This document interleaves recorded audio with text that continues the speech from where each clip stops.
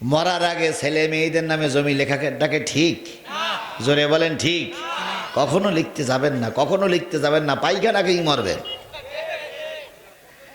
যত মানুষ মরার আগে সম্পদ ছেলে মেয়েদের নামে লিখে দিয়েছে, প্রত্যেকটা মানুষ আল্লাহর গজবে নিপাতিত হয়ে শেষ পর্যন্ত ভাত না খেয়ে ওষুধ ছাড়া হয়ে মৃত্যুবরণ করেছে।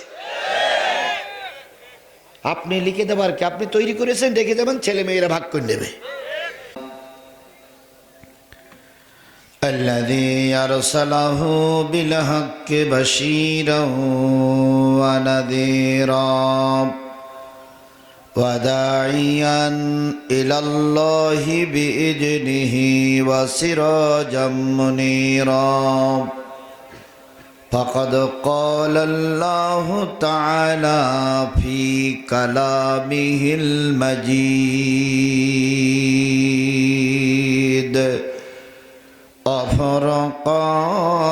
وفرقانه الحميد أعوذ بالله من الشيطان الرجيم بسم الله الرحمن الرحيم واتل عليهم نبأ الذي آتيناه آياتنا فانسلك منها فأتبعه الشيطان فكان من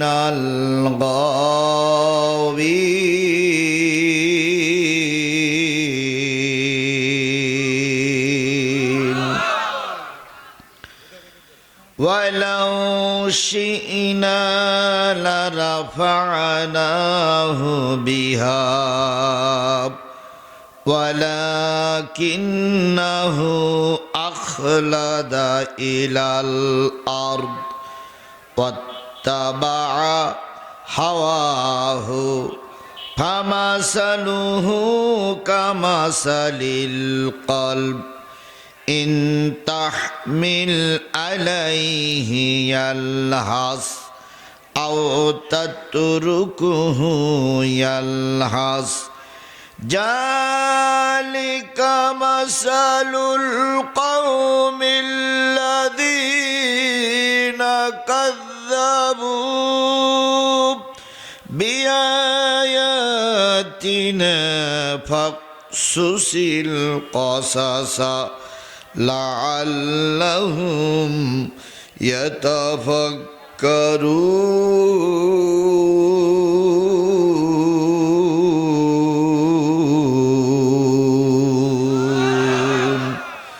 صدق الله المولانا العظيم إن الله وملائكته يصلون على النبي يا أيها الذين آمنوا صلوا عليه وسلموا تسليما اللهم صل على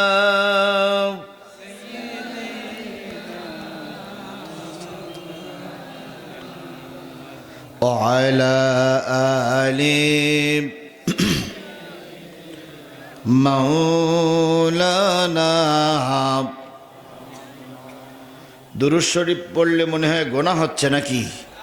তাহলে একটু জোরে জোরে পড়া যাবে না ভাই? আল্লাহ রসুল বলেছেন মান সাল্লা আলাইহি সালাতান ওয়াহিদাতান সাল্লাল্লাহু আলাইহি আশরাতান, যে ব্যক্তি নবীর পরে ভক্তি ভরে মহব্বতের সহিত একবার দুরূদ শরীফ পড়বে, আল্লাহ তার আমল নামায় 10টা রহমত লিখে দেবেন। আল্লাহ তার আমল নামার থেকে 10টা গুনাহ মাফ করে দিবেন। আল্লাহ তার জান্নাতে যাওয়ার জন্য সুযোগ করে দিবেন। তাহলে সেই নবীর নামে ভক্তি ভরে দুরূদ শরীফ জোরে সোরে বলছি, আল্লাহুম্মা সাল্লি আলা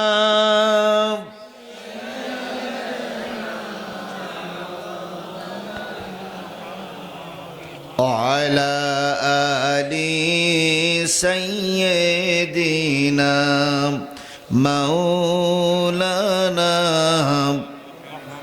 রসুল মোদের প্রাণের ছবি, রসুল মোদের জানের জান, কাল হাসরে রসুল বিনা নাই রে কারো পরিত্রাণ। আল্লাহুম্মা জোরে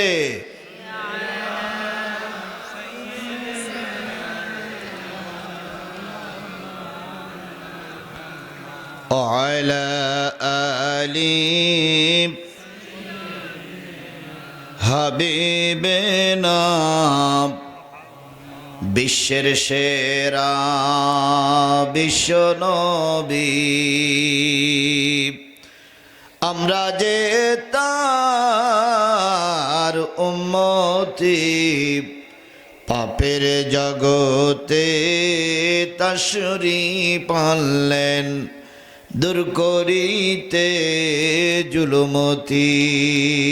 আল্লাহুম্মা সাল্লি আলা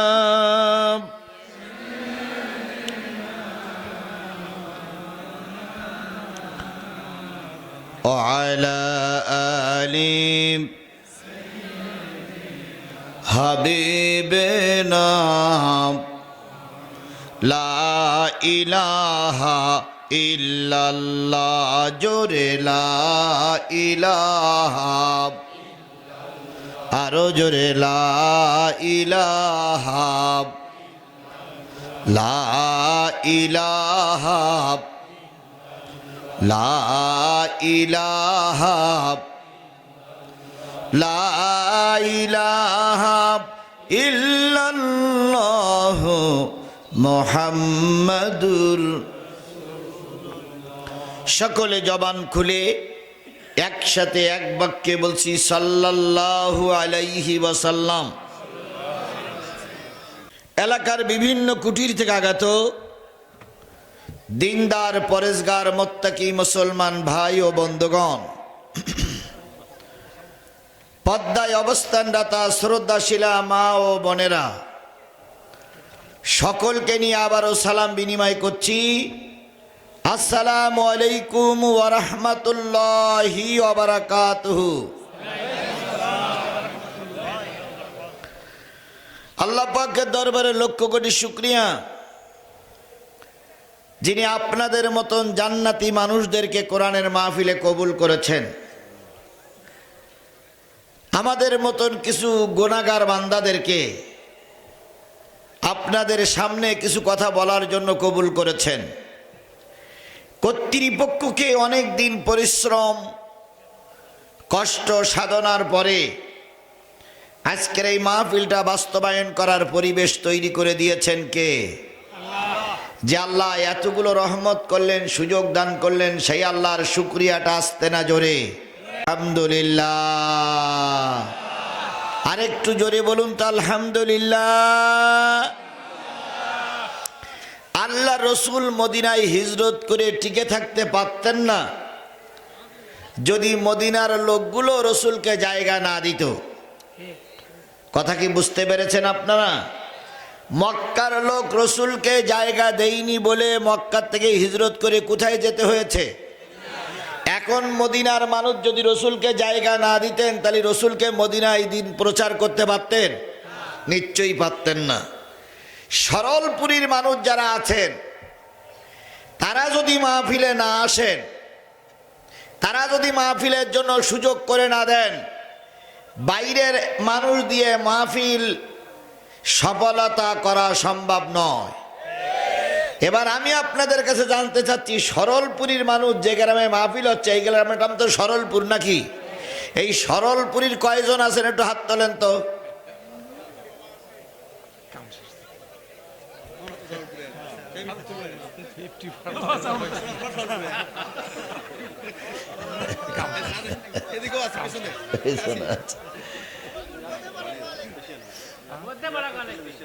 সরলপুর মধ্যপাড়া না?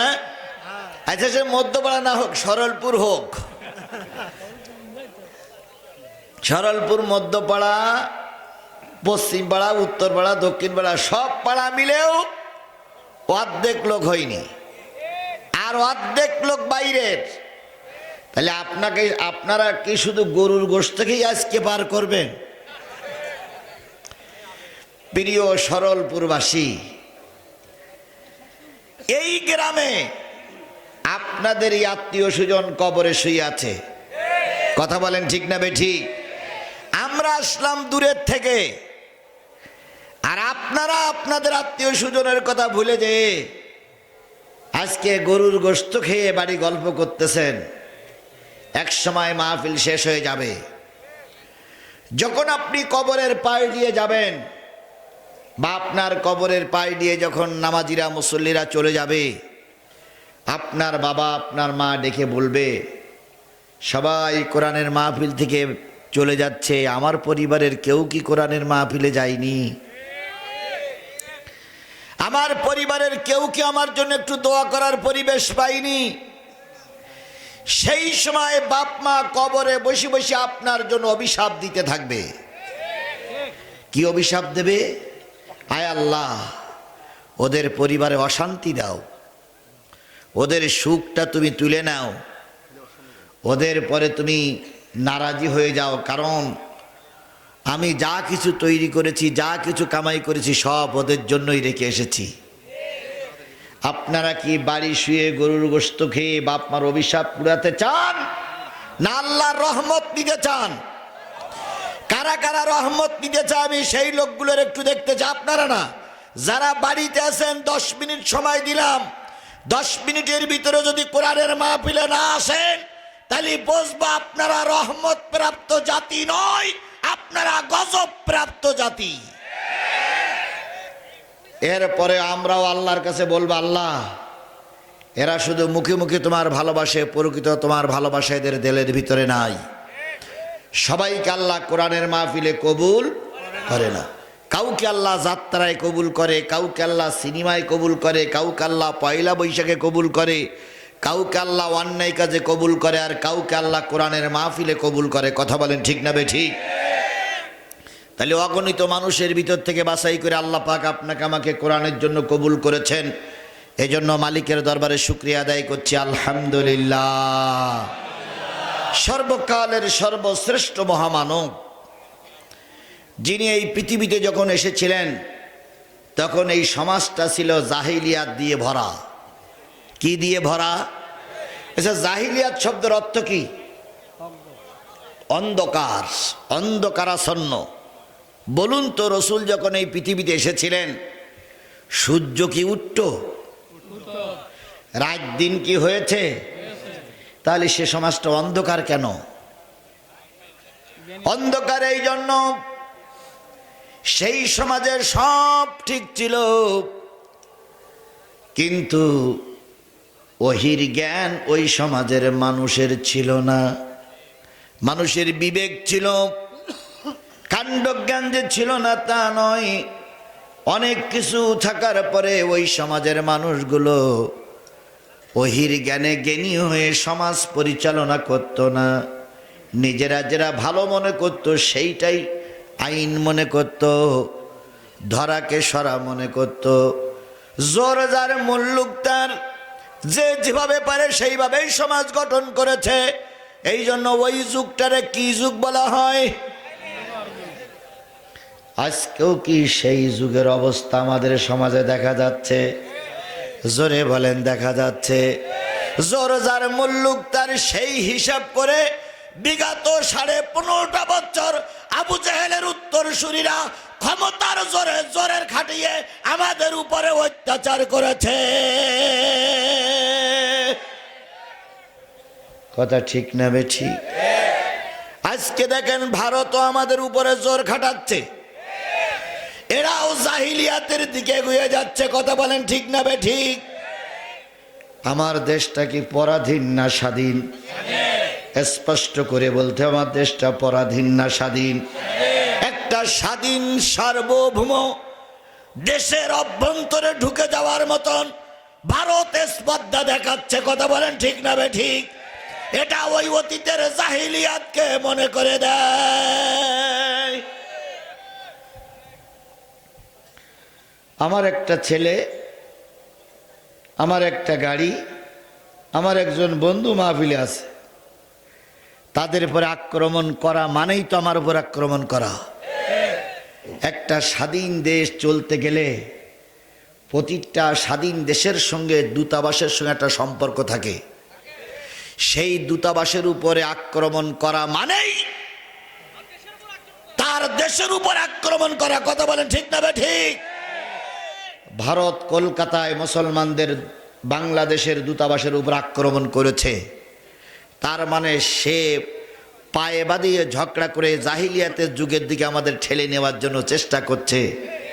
কিন্তু আমরা অত বোকা নই, আমরা তাদের পাতা ফাঁদে পা দেব না। আর ভারতের এমন শক্তি ছিল না, সাহস ছিল না, শুধুমাত্র শেখ হাসিনা কলকাঠি নাড়াচ্ছে, সেই কলকাঠির কারণে ভারত এত শক্তি পাচ্ছে। কথা বলে ঠিক না বে ঠিক? সুতরাং সমস্ত দোষ ওই শেখ হাসিনার, আর সমস্ত দেশ বাংলাদেশ আওয়ামী লীগের। এখন আপনারা কি স্বাধীন দেশের জ্ঞানের পক্ষে আছেন না জাহিলিয়াতের পক্ষে আছেন? জাহিলিয়াতটা কেমন ভালো করে শোনেন। সেই সময়ের কিছু মানুষের ধারণা ছিল মেয়ে বড় হওয়ার পরে বিয়ে যদি দেওয়া হয়, জামাই বাড়িতে আসবে, আমি মেয়ে বিয়ে দিলাম, আমার জামাই একই সঙ্গে ওঠা বসা করবে। এইটা তৎকালীন যুগের নেতারা ভালো বলে মনে করত না। তৎকালীন যুগে জাহিলিয়াত কি ছিল? বাবা মারা গেছে, শেষে একটা বিয়ে হয়েছে, বাবা মারা গেছে, ওই বউটারে রেখে ওই মাটারে রেখে আগের পক্ষের ছেলে ছিল, সেই ওই মারে ব্যবহার করেছে এই মনে করে যেটা তো আমার বাবার সম্পদ, এখানে আমার অধিকার আছে। এক ভাই আর এক বোনকে নিজের স্ত্রী বলে গ্রহণ করেছে, তাদের ভিতরে কোনো দ্বিধাদ্বন্দ্ব ছিল না। এই যুগটা যদি জাহিলিয়াতের যুগ হয়, আজকে আমরা খেয়াল করতেছি জাতি পরপর সেই দিকেই এগিয়ে যাচ্ছে। আর এইগুলোর সমাধান কিসের থেকে আসতে হবে? জোরে বলেন, কিসের থেকে আসতে হবে? সেই সময়ে যদি কারোর একটা, দুইটা, তিনটা মেয়ে সন্তান হতো, তাহলে তারা মনে করতো আমি সমাজের একটা অপমানিত ব্যক্তি। এই জন্য প্রথম, দ্বিতীয়, তৃতীয় মেয়ে হলে বাবা রাগ করে তিনটা মেয়েরে মেরে ফেলে দিত। নাউজুবিল্লাহ তো বললেন। এই সমাজে মেয়ের বাপ হলি মুখ কালো হয়, এরকম লোক আছে না নাই? কারা কারা আছেন একটু হাত তোলেন।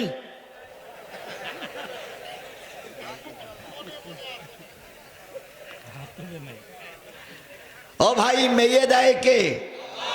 ছেলেও দেয় কে?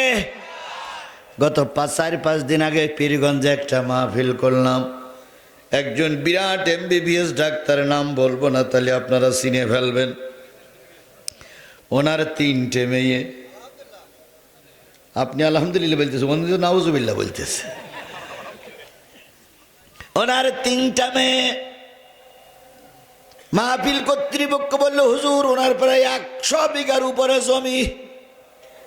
উনি এক মাহফিলে হিসাব দিয়েছেন, আল্লাহ আমার 5 থেকে 10 কোটি টাকা এখন আমার আল্লাহ দিয়েছেন। উনি এক মাহফিলে বলেছেন। মাহফিল কর্তৃপক্ষ আমাকে বলতেছেন, হুজুর ওনাকে ধরবেন, যেন উনি আমাদের মাহফিলের জন্য, আমাদের এই মাদ্রাসার জন্য 10টা বিঘে জমি দেয়। মেয়ে কয়টা? 3টা। আমি এবার বললাম, ডাক্তার সাহেব জমি কতটুক? কয়ে হুজুর শুনিয়ে লাভ নেই। আমি বললাম কেন? কয়ে ও সব মেয়েদের নামে লিখে দিচ্ছে। তাই আমি বললাম আপনি তো এখনো মরেননি। কে আমি তো একদিন মরবো, তো সব মেয়েদের নামে লিখে দিছি। মরার আগে ছেলে মেয়েদের নামে জমি লেখাটাকে ঠিক? জোরে বলেন ঠিক। কখনো লিখতে যাবেন না, কখনো লিখতে যাবেন না, পায়খানাকেই মরবেন। যত মানুষ মরার আগে সম্পদ ছেলে মেয়েদের নামে লিখে দিয়েছে, প্রত্যেকটা মানুষ আল্লাহর গজবে নিপাতিত হয়ে শেষ পর্যন্ত ভাত না খেয়ে ওষুধ ছাড়া হয়ে মৃত্যুবরণ করেছে। আপনি লিখে দেবার কি? আপনি তৈরি করেছেন, রেখে দেবেন, ছেলে মেয়েরা ভাগ করে নেবে। কিন্তু উনি লিখে দিয়েছে যদি ভাতিজারা ভাগ পায়, ভাড়াই যে সম্পত্তিটাই লিখে দিয়েছে। আচ্ছা যাই হোক, দেখ আমি এবার অনেক কিছু বলে বললাম যে আমার জীবন, আমি সত্যি কথাটাই বলছি, আমার জীবনে কয়েকটা লোকের বাচ্চা কাচ্চা হয় না বলে দোয়া করেছি। পরবর্তীতে মাহফিলে যেই শুনেছি বাচ্চা হয়েছে, তো আমার কাছে আবার কোলে তুলে দিয়ে 5,000 টাকাও দিয়েছে, আবার আমার কাছ থেকে একটু মিষ্টি নিয়ে গালে দেওয়াই নিয়েছে। এরকম আমার জীবনে 4 বাচ্চাকে ঘটনা ঘটেছে। তা আমি ওইটাই বললাম যে আল্লাহ, ডাক্তার সাহেবের আল্লাহ তুমি এটা ছেলে দিও। তো ডাক্তার সাহেব বলতে হুজুর আমার সে বয়স আর নেই,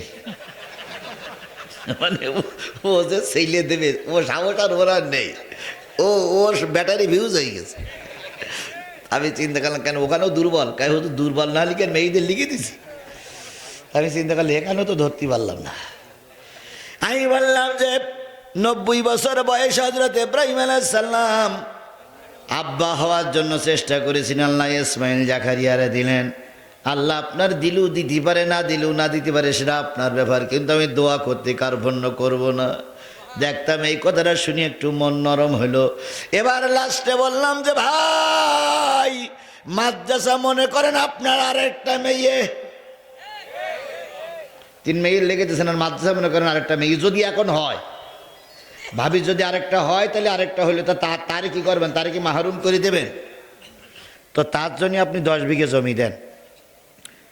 ওই লোকটা তখন বলতেছে হুজুর এতক্ষণ ওয়াজ করার কায়দা আমি বুঝে ফেলাইছি, আপনি যে 10 বিঘে জমি চাবেন এটা আমি বুঝে ফেলাইছি হুজুর।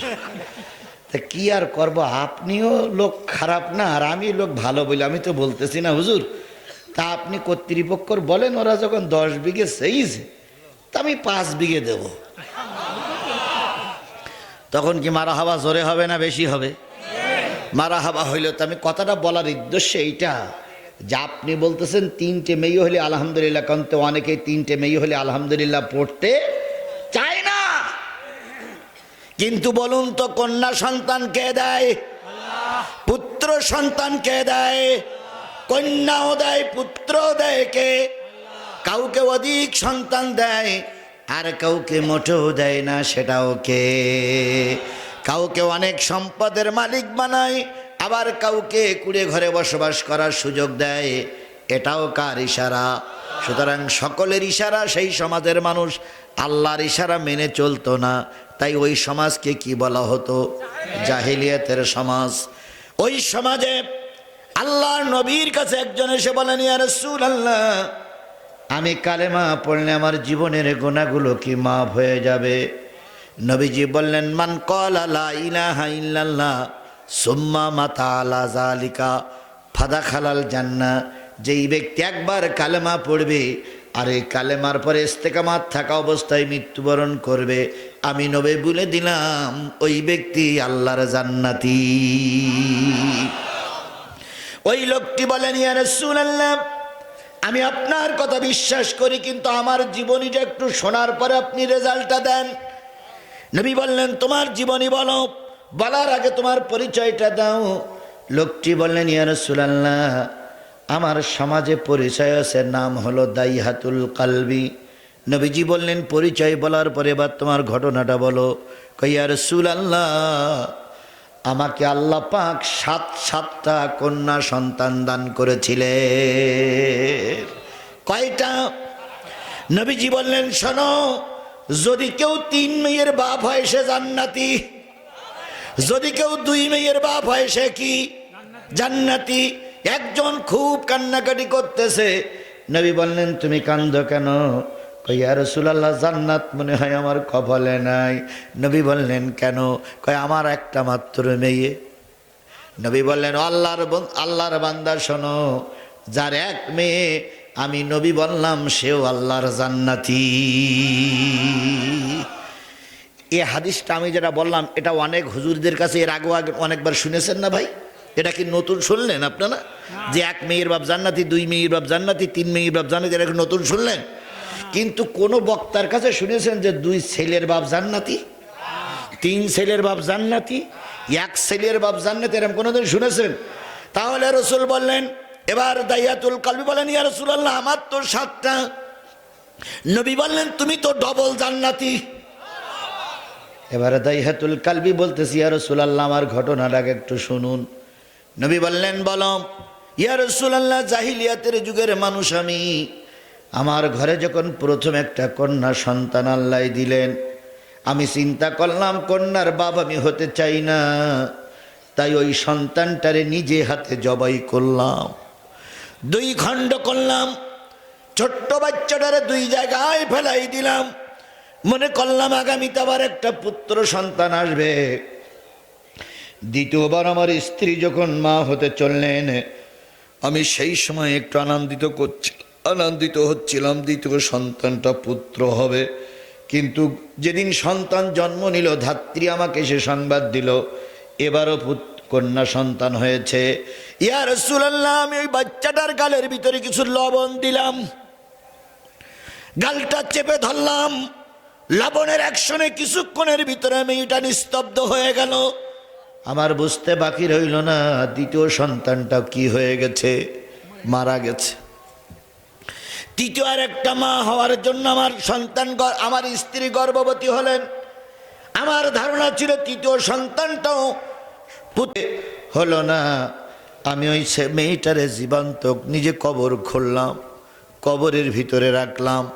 এভাবে করতে করতে ইয়া রাসূলুল্লাহ রহমতের নবী গো 7টা কন্যা সন্তানকে নিজে হাতেই মেরে দিয়েছি। নবীজির চোখ বেয়ে টপ টপ টপ টপ করে পানি পড়তেছে। আকাশের দিকে তাকাই বলে মাবুদ এত নিষ্ঠুর ব্যক্তি মানুষ কি করে হয়? নিজের সন্তানকে নিজে গলা টিপিয়ে মেরে ফেলা, এর চাইতে নিষ্ঠুর আর পৃথিবীতে কেউ হতে পারে? এবার নবীজির চোখ বেয়ে পানি পড়তেছে।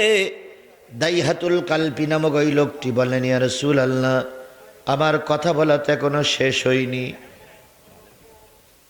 আমার কথা বলা তো এখনো শেষ হয়নি। নবীজি বললেন আর কি বাকি আছে? তোমার তো সব শোনা হয়ে গেছে। দাইহাতুল কালবি বলেন ইয়া রাসূলুল্লাহ 7 নম্বর বাচ্চাটা আমার স্ত্রীর পেটে। আমি বিদেশ থেকে একটা অফার আসলো, চলে গেলাম ব্যবসার জন্য। স্ত্রীকে বলে গেলাম 7 নম্বর বাচ্চাটা যদি মেয়ে সন্তান হয় 6টারে যে ব্যবস্থা হয়েছে তুমি সেই ব্যবস্থা করবা, নতুবা যদি মেয়েকে এসে দেখি মেয়ের সাথে তোমাকেও হত্যা করা হবে। স্ত্রী স্বামীর কথায় রাজি হলেন। দাইহাতুল কালবি বলেন ইয়া রাসূলুল্লাহ আমি চলে গেলাম বিদেশে, ব্যবসার কাজে ব্যস্ত থাকার কারণে লাভবান হচ্ছিলাম, এই কারণে 2টা বছর আমার ব্যবসার কাজে চলে গেল। 2 বছর পরে আমি যখন ফিরে আসলাম, আমার স্ত্রীর ঘরে যখন ঢুকবো হঠাৎ করে দেখি বাড়ির আঙিনায় বাড়ির উঠানে 2 বছরের মতন একটা চাঁদের মতন ফুটফুটে কন্যা সন্তান খেলা করছে। আমি তারার দিকে সূর্যের দিকে আকাশের দিকে তাকালাম, আকাশের উন্মুক্ত আকাশের ভিতরে ময়লা দেখতে পেলাম, কিন্তু এই চাঁদের মতন ফুটফুটে সন্তানটার কোনো কালা আলামত দেখতে পাই নাই। আমি খুশি হয়ে বললাম আল্লাহ মানুষ এত সুন্দর হতে পারে। আমি আল্লাহর শুকরিয়া আদায় করে ঘরে ঢুকলাম। স্ত্রী আমাকে অনেক সেবা শুশ্রূষা করতেছিল। হঠাৎ করে ওই যে মেয়েটা দেখে আমি ঘরের ভিতরে ঢুকলাম, ওই মেয়েটা ঘরের ভিতরে যে আমার স্ত্রীর গলা জড়ায়ে ধরে 2 গালে 2টা চুমা দিয়ে ছোট্ট করে বলতেছে আম্মু এই তুমি কারের সঙ্গে কথা বলছো? এই লোকটারে তো আমি কোনো দিন দেখিনি। 2 বছরের বাচ্চারা কিন্তু স্পষ্ট করে কথা বলতে পারে না, আদো আদো কথা বলে। মেয়ের মা তখন বলতেছে, মারে এই তোর বাবা। 2 বছর পর মেয়ে মা বাবারে পেয়ে বাবার গালে জয় দেহরে 2টা চুমা দিল। বাপ ক্ষণিকের জন্য নিজের অহংকার ভুলে গেলেন, যে মেয়েটারে এত সুন্দর মনে করেছে, মেয়েটা তো আমারই মেয়ে। দিন যায়, মাস যায়, কাল যায়, বছরও যায়। দাইহাতুল কালবি বলতেছি, ইয়া রাসূলুল্লাহ, মেয়েটার বয়স 12 বছর হয়ে গেছে। মেয়েটা একটু বড় হয়েছে, এখন আর মেয়েটা পোশাক পরিচ্ছদ ছাড়া চলতে পারে না। আমি মনে মনে ভাবলাম, নবীজির সামনে বসে বলে কথা হচ্ছে, আমি মনে মনে ভাবলাম এখনই তো জামাই খুঁজতে হবে, এখনই তো মেয়েটার আর একটা পাত্রস্থ করতে হবে। মনের ভিতরে হিংসা শুরু হলো। পরিকল্পনা নিলাম, যেভাবেই হোক মেয়েটারে দুনিয়ার থেকে সরাইয়ে দেব। কিন্তু আমার পথে বাধা আমার স্ত্রী। স্ত্রীকে অনেক ফাসলাই বললাম, মেহমানের বাড়িতে বেড়াতে যাব। মেয়েটি খুশি হলেন। একই ঘোড়ার পিঠে চড়ে আমরা 2 জন যাচ্ছিলাম। যেতে যেতে মরুভূমির ভিতরে চলে গেলাম। যন্ত্রপাতি কিছু গোপনে নিয়েছিলাম। এরপরে ঘোড়ার থেকে নেমে ওই মেয়ে আর আমি 2 জন একটা গর্ত ঘুরতে শুরু করলাম। রহমতের নবী, দয়ার নবী গো, মেয়েটা আমার কাছে বারবার বলতেছিল, আব্বু এই মরুভূমির ময়দানে চলতে চলতে থামলে কেন? গর্ত বা কেন ঘুরতে চাও? গর্তের কি প্রয়োজন? আমি মেয়েটার সঙ্গে চালাকি করে বললাম, মা লুলু হাওয়া বাহির হবে, গরম হাওয়া টেকা যায় না, তাই এখানে একটা গর্ত ঘুরে আশ্রয় নিতে হবে। মেয়েটা আমারে কাজ করতে দিচ্ছিল না, আমার একটু বয়স হয়ে গেছে। একা একাই মেয়েটা গর্তের ভিতর থেকে মাটিগুলো তুলতেছিল আর বারবার দোয়া করতেছিল, মালিক আমার আব্বার যেন কোনো ক্ষতি না হয়। নবীজি অবলক নয়নে তাকাইয়ে তাকাইয়ে চিন্তা করছে, লোকটা বলে কি? লোকটা না কালেমা পড়তে এসেছে। এবার লোকটি বলেন, ইয়া রাসূলুল্লাহ, মাটি তুলতে তুলতে মেয়েটি যখন একা একা তুলতে পারছিলেন না, ভিতর থেকে গর্ত করে করে মাটিগুলো উঁচু করে দিচ্ছিল, আমি নিচে ওপরে ফেলাচ্ছিলাম। কিছুক্ষণ পর আমি বললাম, মা আমি একটু খুঁড়ি। আমি খুললাম, সে ফেলাই দিল। যখন মাথা পরিমাণ গর্ত হয়ে গেল, রহমতের নবী, দয়ার নবী গো, মেয়েটার আমি তখন গর্তের ভিতরে নামতে বললাম। মেয়েটা তখনও জানে না আধা ঘন্টা পরে কোন পরিণতি হতে যাচ্ছে।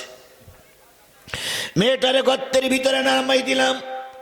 মেয়ে 2 ঝুড়ি 1 ঝুড়ি মাটি তোলার পর যখন ঝুড়িটা চাচ্ছিল, আমি ইচ্ছা করে লোহার শাবল দিয়ে মেয়েটার মাথায় একটা বাড়ি দিলাম। মেয়েটার মাথা ফেটে গেল, ফিনকি দিয়ে রক্ত বাইর হচ্ছিল। মেয়েটি আমাকে ডেকে বললেন, আব্বু ভুল করে মনে হয় লোহার শাবলটা আমার মাথায় পড়েছে। আমি তখন বললাম, না রে না রে, আমি তোকে ইচ্ছা করে মেরেছি। কেন? আমি কি অন্যায় করেছি বলে যখন আমার দিকে তাকাইছিল, আমি তখন মেয়েটার গাল বাড্ডে শাবল দিয়ে একটা গুতা দিলাম। মেয়েটির গালের ভিতরে দাঁতগুলো পড়ে গেল। মেয়েটি তখন বলতেছিল, বুঝেছি আব্বু, তুমি আমাকে কন্যা বলে মেনে নিতে পারোনি, তবে তোমার কাছে একটা কথা বলি বাজান, যে পর্যন্ত করেছো এই পর্যন্ত করে চলে যাও। আমাকে জীবন্ত কবর দিও না, দুনিয়ায় আমারও বাঁচতে মন চায়। ইয়া রাসূলুল্লাহ, আরেকটা ঘাত করলাম। মেয়েটা হুড়মুড় করে গর্তের ভিতরে পড়ে গেল। গর্তের ভিতরে পড়ে ওই দাঁত ভাঙা অবস্থায়, শরীর ক্ষতবিক্ষত অবস্থায় মেয়েটা হাত উঁচু করে বলতেছিল, আল্লাহ আর কত মেয়েকে জীবন্ত কবর দেওয়া লাগবে, আর কত মেয়েকে ভাবে লাশ ফেলানো লাগবে। শুনেছি মক্কায় একজন মানবতার কল্যাণের মানুষ এসেছে, শুনেছি মুহাম্মদ বলে একজন নবী এসেছে। সেই নবী নাকি নারীদের উচ্চ সম্মান পর্যবেসিত, নারীদের উচ্চ সম্মান অধিষ্ঠিত করার জন্য কাজ করছে। ও রব, আমি চলে যাচ্ছি, দুঃখ নাই, কিন্তু আমার মৃত্যুর সংবাদটা তোমার হাবিবের কাছে পৌঁছে দিও। মেয়েটারে মাটি দিলাম। মাটি দেওয়ার পর আমি যখন চলে যাচ্ছিলাম, আমি পিছনে পিছনে বারবার তাকাচ্ছিলাম আর মনে করছিলাম মেয়েটা আমাকে এখন আব্বু আব্বু বলে ডাকতেছে। ইয়া রাসূলুল্লাহ, আমার জীবনের এই ঘটনাগুলো বললাম, বলুন তো আমার জীবনের গুনাহ আল্লাহ মাফ করবে কিনা? নবী তখন চোখের পানি ফেলাই বলতেছে, আল্লাহর বান্দা, তোমার দিলের ভিতরে কি একটু মায়া জন্মায়নি? যখন তোমার মেয়েটা তোমার পা জড়ায় ধরেছিল তখন কি তোমার একটু দয়া হয়নি? দাইয়াতুল কালবি বলেন, ইয়া রাসূলুল্লাহ, আমার মায়া হয়নি। এরপরে আপনি বলুন, আমি যদি এখন কালেমা পড়ি আল্লাহ আমাকে মাফ করবে কিনা? নবীজি বললেন, দাইয়াতুল কালবি, আল্লাহর ওয়াদা মিথ্যা হয়, বৃথা যায় না, মিথ্যা হয় না। আল্লাহ তোমাকে মাফ করে দিবেন হয়তো, কিন্তু তোমাকে দেখলে আমার সেই মেয়েটার কথা এখনো মনে পড়ে। সুতরাং তুমি কালেমা পড়ো, আমার সামনে একটু কম আসবে। ও আমার সাথী ভাইরা, বিশ্ব মানবতার কল্যাণের বন্ধু ছিলেন আমার নবী। কথা বলেন ঠিক না বেঠিক? সেই নবী কথা দিলেন যে তাকে মাফ করে দেওয়া হবে। সেই দরদি নবীর নামটা শোনার পর একটি দুরূদ শরীফ পড়তে মন চায় না ভাই? আল্লাহ রসুল বলেছেন, যে ব্যক্তি আমার নাম শোনার পরে দুরূদ পড়ে না, সেই ব্যক্তি হলো সবচেয়ে কৃপণ ব্যক্তি। সুতরাং রসুলের নামে দুরূদ আর সালাম দিয়ে শুরু করছি, সকলে মিলে বলছি সাল্লাল্লাহু আলাইহি ওয়াসাল্লাম।